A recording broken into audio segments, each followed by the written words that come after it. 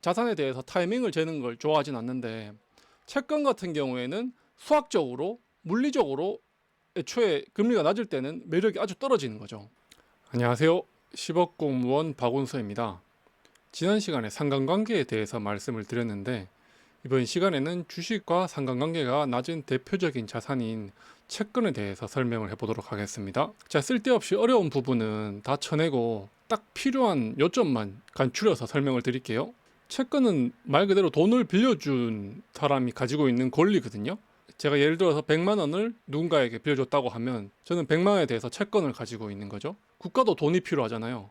도로도 만들어야 되고 복지도 해야 되고 갖가지 사업을 해야 되는데 세금만으로는 부족할 수도 있겠죠. 그럴 때 국채를 발행해서 국민들이나 금융시장에 팔아서 돈을 받아서 그 돈으로 또 사업을 하기도 하거든요. 실제로 이 사진이 옛날에 미국의 채권인데 보시면 이렇게 쿠폰 같은 게 있거든요. 요거를 하나씩 가지고 은행에 가면 돈으로 바꿔줬다 그래요. 그래서 채권으로 받을 수 있는 이자를 쿠폰 이자라고 하거든요. 채권은 예금이랑 어느 정도 비슷한 것 같죠. 근데 확실하게 다른 점이 있다면 채권은 다른 사람한테 팔 수 있다는 겁니다. 그래서 제가 채권을 팔 수 있는 예금이라고 비유를 하거든요. 그 원리를 이해하기가 좀 쉽게 느껴지거든요. 그리고 금리에 대해서 조금 이해를 하셔야 되는데, 먼저 기준금리가 있고 시장금리가 있습니다. 기준금리 같은 경우에는 중앙은행에서 정하거든요. 한국은 중앙은행이 한국은행이고, 미국은 연방준비제도, 줄여서 연준이라는 곳이 중앙은행인데, 전부 그 기관에서 기준금리를 정합니다. 기준금리를 쉽게 설명드리면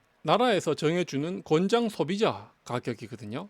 아이스크림 한 개를 사도 500원 권장 소비자가 이렇게 정해져 있지만, 실제로 마트에서는 세일을 해서 300원에 팔기도 하고 좀 비싼 데게 파는 데는 1000원에 팔기도 하잖아요. 실제로 시장에서 움직이는 금리를 시장금리라고 하거든요. 시장금리는 실제 금융시장에서, 즉 채권시장이 되겠죠.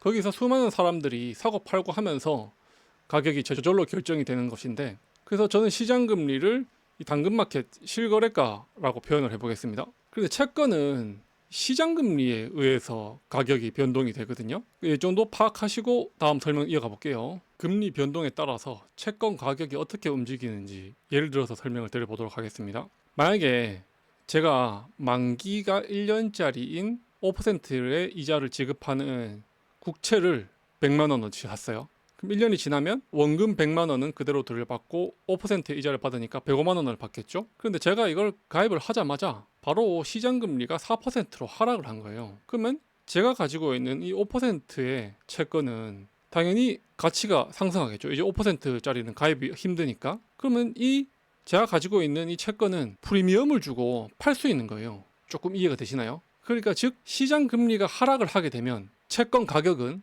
상승을 하는 거죠. 근데 반대로 만약에 제가 5%짜리 채권을 가지고 있는데 갑자기 시장금리가 올라서 6%, 7%가 되었다. 그러면 제가 가지고 있는 걸 팔고 싶어도 또 가격을 낮춰서 팔아야 사람들이 사줄 거잖아요. 그렇죠? 시장금리가 오르면 채권 가격은 떨어지고, 시장금리가 하락하면 채권 가격은 오르는 겁니다. 이렇게. 근데 만약에 만기가 30년짜리 채권이라고 해볼게요. 30년 동안 5%를 주는 채권을 가지고 있는데 시장 금리가 떨어졌어요. 그러면 1년 가지고 있는 것보다 30년 동안 5%를 준다고?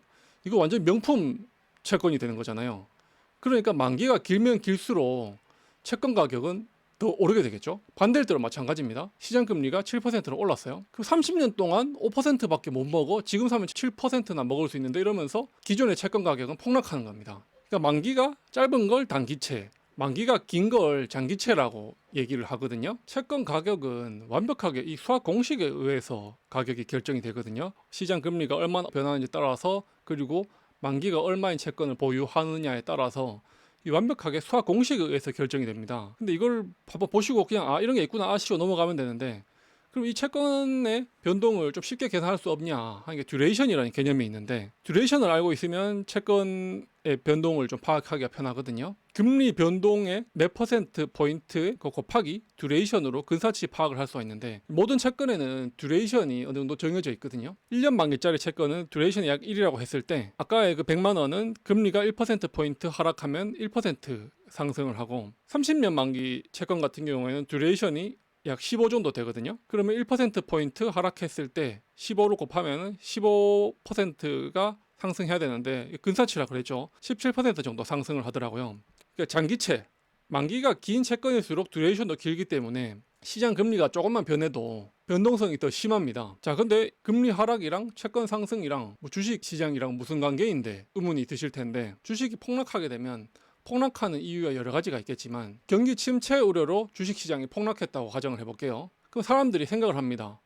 경기 침체가 왔으니까 사람들이 소비를 줄일 거고 기업들도 투자를 줄일 거고 기업의 실적이 나빠지고 실업률이 높아지고 경제가 더 쉽겠죠. 그러면 경기를 살기 위해서 중앙은행은 기준금리를 낮추려고 하거든요. 기준금리를 낮추면 대출금리가 싸지고 또 예금이자가 낮아지니까 사람들이 더 돈을 쓰려는 경향이 높아지기 때문에 시장금리가 먼저 그걸 선반영해서 하락을 하는 거예요. 그러면 기존에 가지고 있던 채권들은 자연스럽게 가격 상승을 하는 겁니다. 실제 사례로 보여드리면 이게 2008년 서브프라임 때 이 보라색 이 S&P 500이고 녹색 선이 장기채 ETF인데, S&P 500이 폭락할 때 장기채 ETF가 상승해주면서 주식의 하락폭은 상쇄시키고, 또 이때 적절한 시점에 리밸런싱을 하게 되면 또 리밸런싱 알파, 리밸런싱 보너스를 먹을 수 있었거든요. 2020년 코로나 때도 주식이 급락을 했죠. 그때도 마찬가지로 장기채가 이렇게 우상향하면서 포트폴리오의 하락장을 상당 부분 방어해 주었던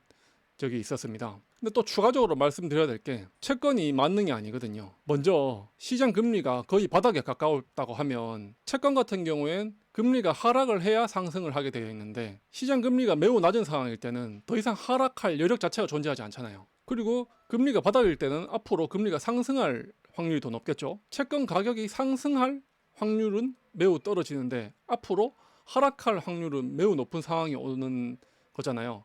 그래서 저 같은 경우엔 시장 금리가 매우 낮아진 상황일 때는 채권을 아예 보유하지 않거든요. 자산에 대해서 타이밍을 재는 걸 좋아하진 않는데, 채권 같은 경우에는 수학적으로 물리적으로 애초에 금리가 낮을 때는 매력이 아주 떨어지는 거죠. 실제 사례를 좀 보겠습니다. 2022년에 금리를 어마어마하게 올렸잖아요. 미국이. 보라색이 S&P 500이고 장기채 ETF의 주의인데, 보시면 장기채가 더 박살이 났죠. 저 같은 경우에는 코로나 시즌부터 시장금리가 매우 낮아서 그때부터 채권을 아예 보유하지 않았었거든요.